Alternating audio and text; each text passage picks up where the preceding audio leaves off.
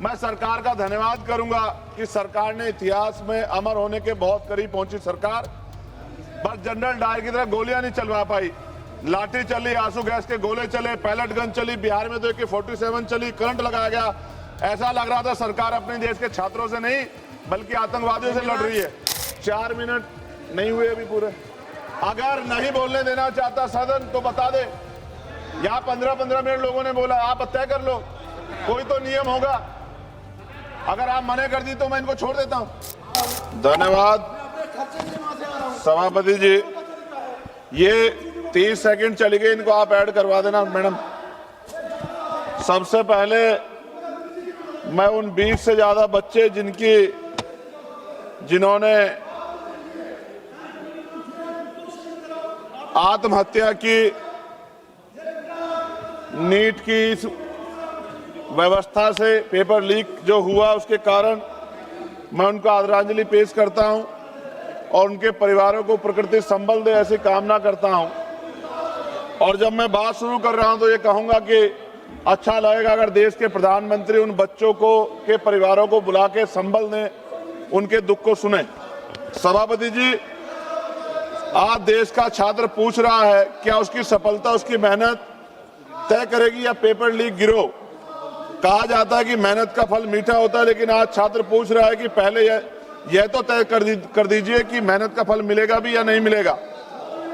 वह किताब से कम और मोबाइल के नोटिफिकेशन से ज्यादा डरता है कहीं फिर से पेपर लीक, परीक्षा रद्द या दोबारा परीक्षा खबर ना आ जाए।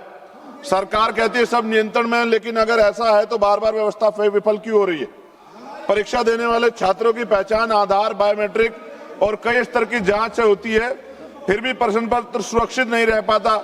यदि लाखों छात्रों की पहचान सुरक्षित की जा सकती है तो प्रश्न पत्र की सुरक्षा क्यों नहीं की जा सकती। पिछले कुछ वर्षों में NEET, UGC NET, CUT, JEE, UP में UP police constable, UP PCS, UP TET के पेपर लीक हुए हैं और तकनीकी गड़बड़ी, परीक्षा रद्द, मूल्यांकन विवाद और OMR और स्कैन कॉपी से जुड़ी शिकायतों ने लाखों छात्रों का भविष्य बर्बाद किया।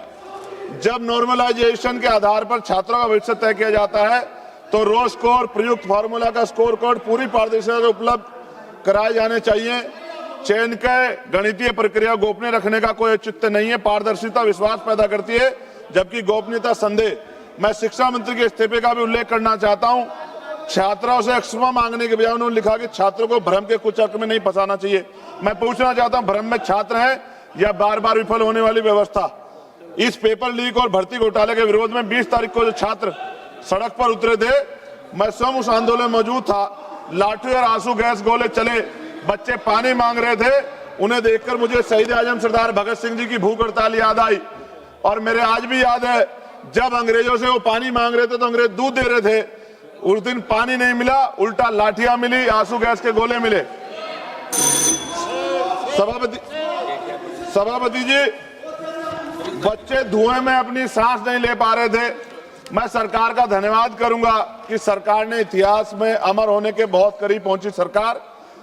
बस जनरल डायर की तरह गोलियां नहीं चलवा पाई, लाठी चली, आंसू गैस के गोले चले, पैलेट गन चली, बिहार में तो AK-47 चली, करंट लगाया गया।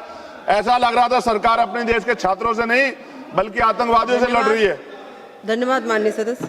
सभापति जी, 4 मिनट नहीं हुए अभी पूरे। अगर नहीं बोलने देना चाहता सदन तो बता दे। यहाँ 15-15 मिनट लोगों ने बोला, आप तय कर लो, कोई तो नियम होगा। अगर आप मना कर दी तो मैं इनको छोड़ देता हूं, लेकिन अगर आप पूरी बात नहीं करने देंगे तो कोई बात नहीं। कंप्लीट कर लीजिए। चलिए।